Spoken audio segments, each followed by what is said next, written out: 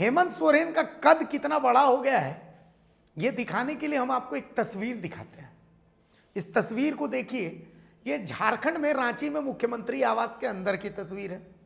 गुजरात, महाराष्ट्र और न जाने मध्य प्रदेश कहां कहां से आदिवासी समाज के प्रतिनिधि आज रांची पहुंचे थे और मुख्यमंत्री हेमंत सोरेन से उन्होंने मुलाकात की और सब ने एक सुर में मुख्यमंत्री हेमंत सोरेन उनको निवेदन किया कि आदिवासी समाज से जुड़े मुद्दों को लेकर के आंदोलन के नेतृत्वकर्ता बने हेमंत सोरेन। इसके मायने क्या हैं ये मैं आपको बताऊंगा, लेकिन उससे पहले हम चाहते हैं कि कुछ सोशल मीडिया पोस्ट हैं जो हेमंत सोरेन ने किए हैं वो मैं आपको दिखा दूं। हेमंत सोरेन लिखते हैं कि आज मेरे लिए अलग अनुभव है। आज देश के विभिन्न राज्यों से आए आदिवासी समाज के प्रतिनिधियों से मुलाकात करने का सौभाग्य मिला। आप सभी का झारखंड की क्रांतिकारी भूमि पर हार्दिक स्वागत है, जोहार है। आदिवासी समाज एक ऐसा समाज इस धरती पर रह रहा है जिसके विभिन्न क्षेत्रों में हमेशा बहुत बड़ी भूमिका रही है। बड़े स्वाभिमान के साथ जीने वाला यह समूह है और इस समूह के बीच में अनगिनत वीर वीरांगनाओं ने जन्म लिया है। देश के अलग अलग कोने से हमारे वीर पुरखों का संघर्ष ही हमारी ताकत रही है, मगर दुर्भाग्य से आदिवासी समाज बटे हुए रहने को मजबूर रहा है। इसके बाद फिर से हेमंत सोरेन सोशल मीडिया पर लिखते हैं, आज के दौर में अलग अलग संघर्ष करने से संपूर्ण आदिवासी समाज एकजुट होकर आगे नहीं बढ़ पाता है। आप देखेंगे देश में समय समय पर जनगणना होती रहती है, सभी वर्गों के लिए गणना होती है, पर इसमें आदिवासी समाज को उचित स्थान नहीं मिल पाता है। ऐसा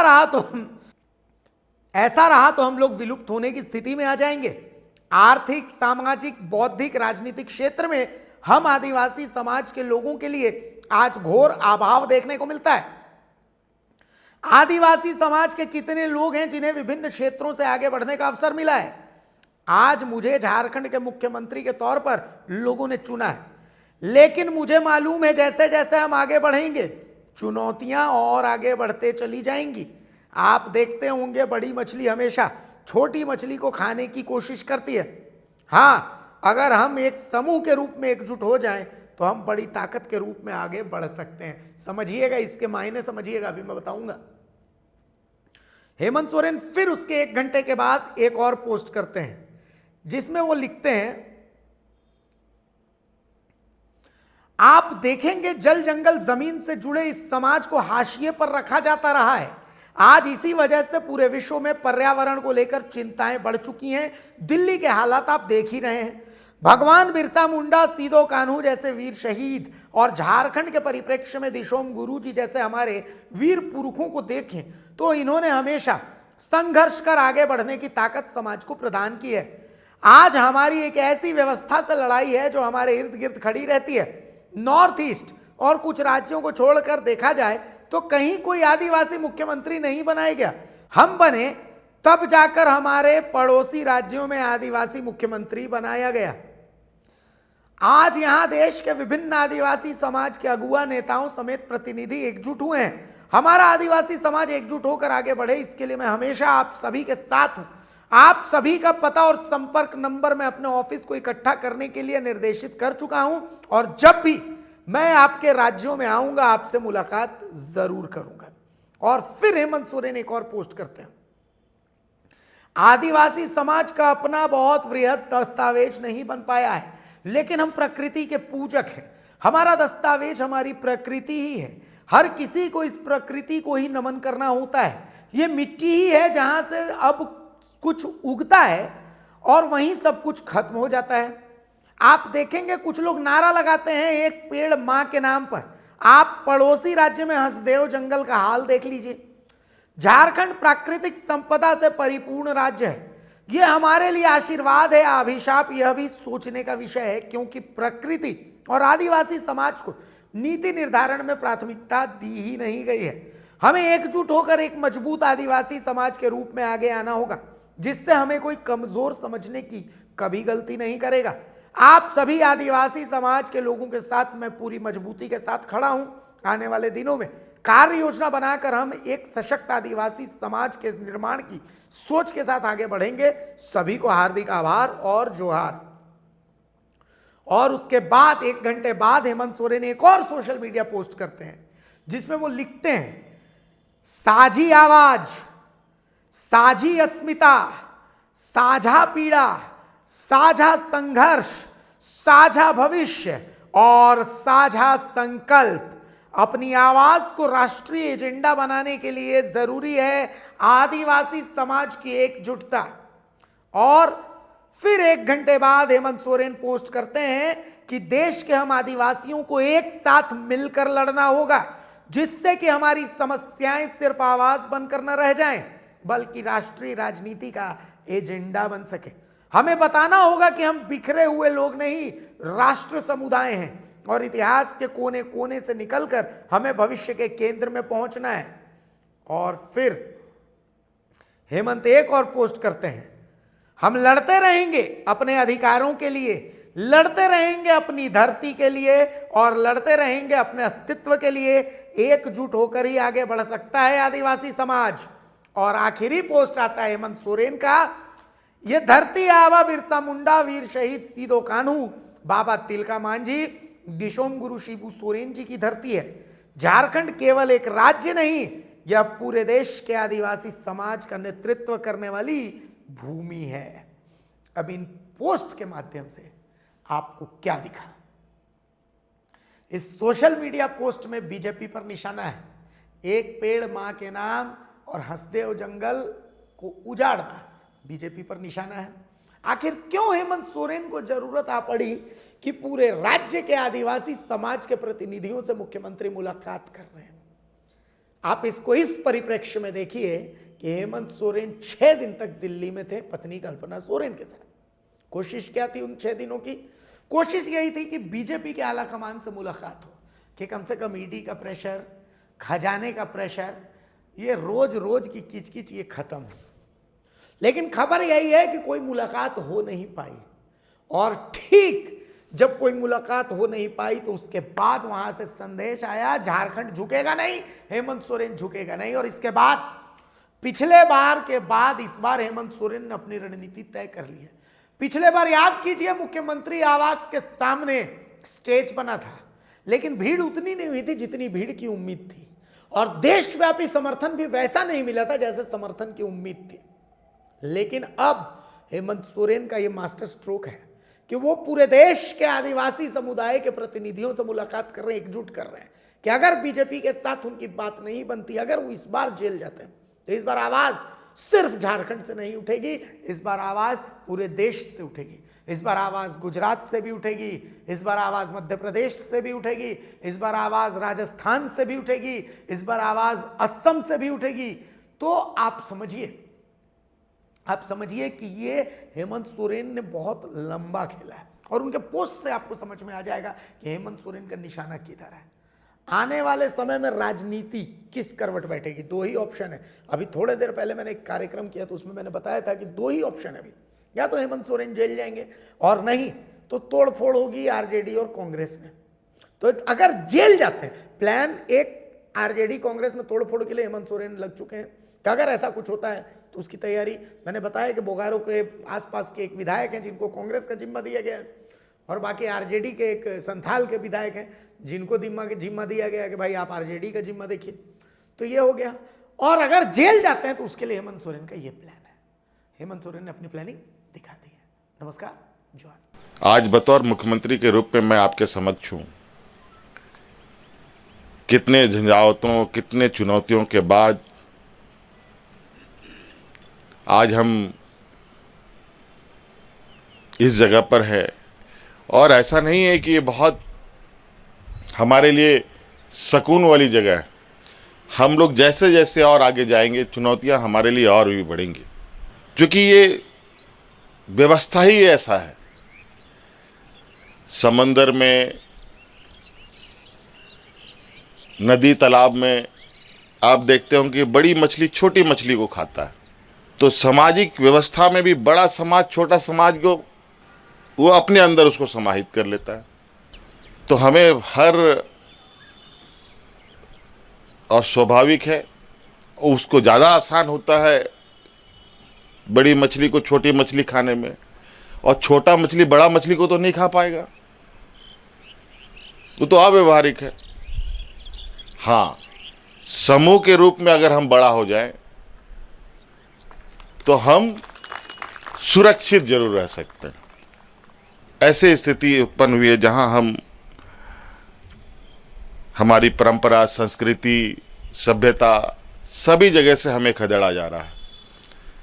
जल, जंगल, जमीन, यही परंपरा, यही संस्कृति और इसी के साथ जीने मरने वाला समाज, भगवान बिरसा मुंडा से लेके इस राज्य में अगर हम दिसोम गुरु शिबू सोरेन जी की बात बोले, अनगिनत ऐसे लोग रहे, या तो उस आंदोलन और उस संघर्ष में उनकी जानें चली गई, चाहे वो जेल में उनको मरना पड़ा हो या फांसी में चढ़ना पड़ा हो या पुलिस की गोलियों से मरना पड़ा हो, या गुरुजी जैसे ऐसे व्यक्ति जो संघर्ष करते करते उम्र के उस पड़ाव में आ गए कि अब शरीर भी उनको साथ ना दे।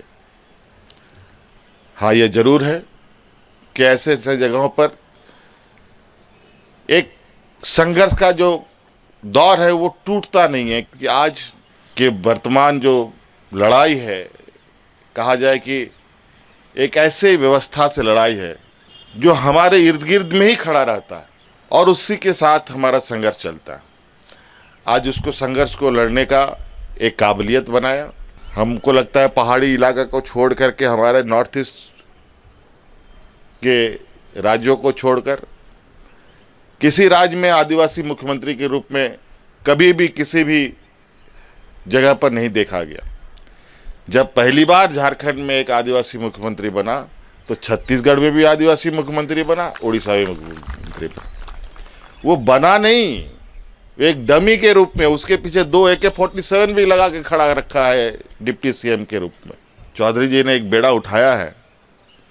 ये बेड़ा साधारण बेड़ा नहीं है, ये बहुत चुनौती भरा, मतलब कहा जाए कि बूंद बूंद घड़ा भरना है। और आप अंदाजा लगाइए बूंद बूंद से इतना बड़ा घड़ा को कैसे भरा जा सकता है, कितने दिन, कितने महीने, कितने साल। आज चौधरी जी की एक उम्र के पड़ाव में भी हैं।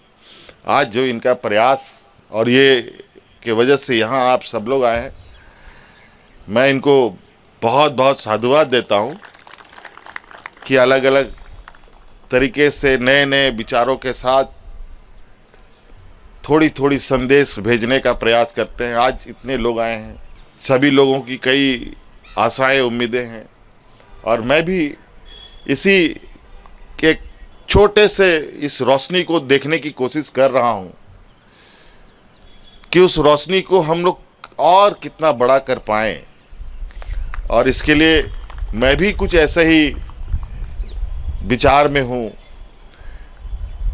क्योंकि हम लोग एक राजनीतिक दल भी हैं और राजनीतिक दल के रूप में बहुत कुछ हमारे लिए मुझे कुछ चीज़ों के लिए रोकती है।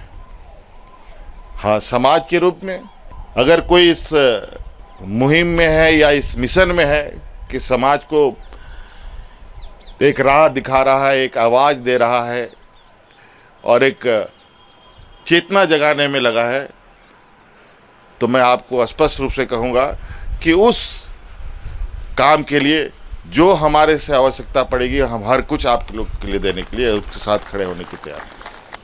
हम लोगों का कोई डॉक्यूमेंटेशन नहीं है, ये सबसे बड़ा प्रॉब्लम, और यही वजह है हम आगे किसी को फॉरवर्ड नहीं कर पाते, अपनी पीढ़ी को उस दस्तावेज को सौंप नहीं पाते। हाँ, एक बड़ा डॉक्यूमेंट जरूर है कि हम प्रकृति के एक हिस्से के रूप में हैं। आज प्रकृति के कितना बड़ा हिस्सा है जो जहाँ सभी को जाके घुटना टेकना है, वो माने या ना माने।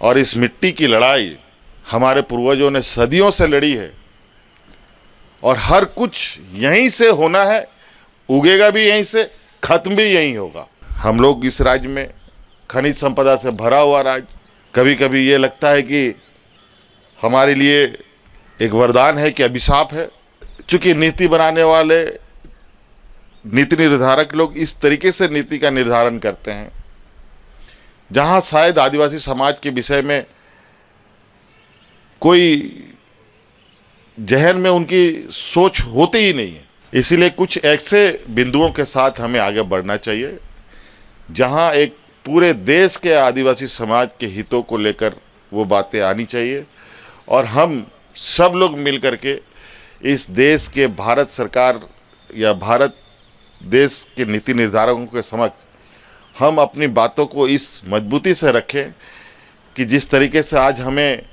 एक छोटा समूह, एक कमज़ोर समूह के रूप में मानकर हमारी बातें नहीं सुनी जाती है, लेकिन ये मेरा मानना है अगर हम लोगों ने कुछ ऐसे विषयों को पकड़ा जहां हम सभी आदिवासी समाजों का रक्षा और हमारे उत्थान की बात हो और हम सब एक साथ हो जाएं, तो मुझे नहीं लगता है कि भारत सरकार में इतनी ताकत है कि आदिवासी की ताकतों को कमजोर आंक सके,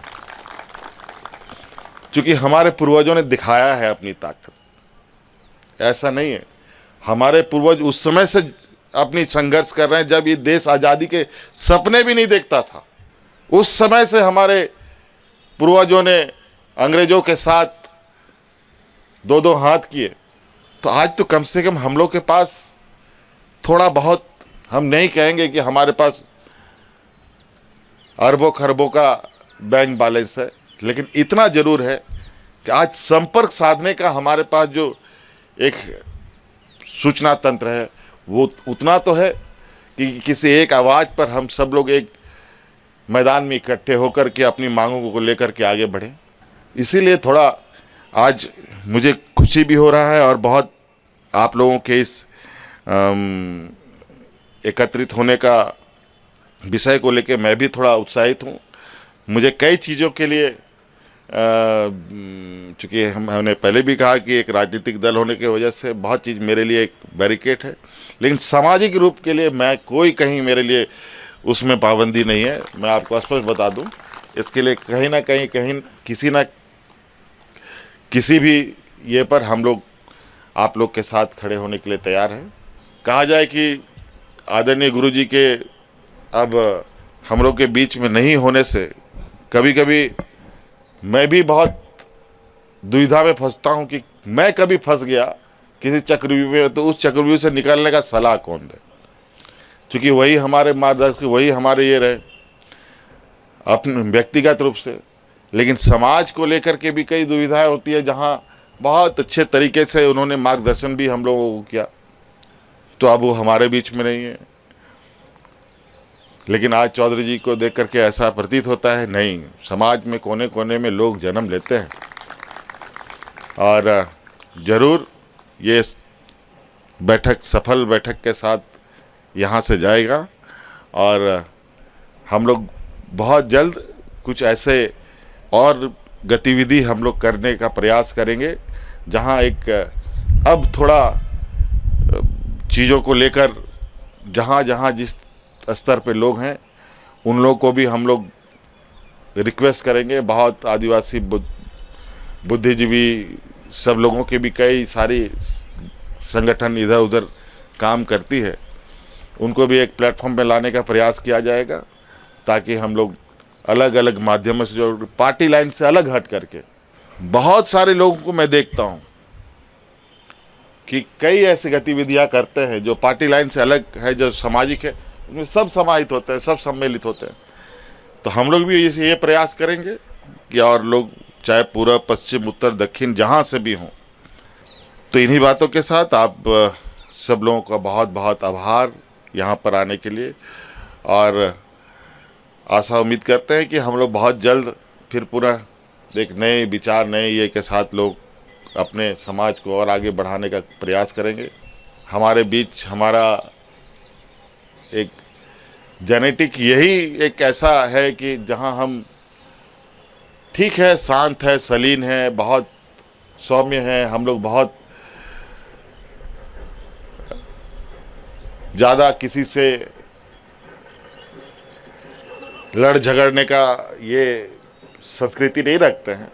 लेकिन अब ये ज़रूर लगता है कि जिस तरीके से इधर महाराष्ट्र, उड़ीसा, छत्तीसगढ़, अलग अलग जगह, मध्य प्रदेश, इन सब जगहों पर आदिवासियों के ऊपर अत्याचार हो रहे हैं, अब ये बात मान के चला जाए कि अब नाक के नीचे पानी आ चुका। अब ये थोड़ा हर जगह से हम लोगों को एक बड़ी आवाज़ निकालनी चाहिए, जहां उसके बाद हम लोग उन आवाज़ों को के साथ आगे बढ़ें। बहुत बहुत शुक्रिया, सबको धन्यवाद, जोहार।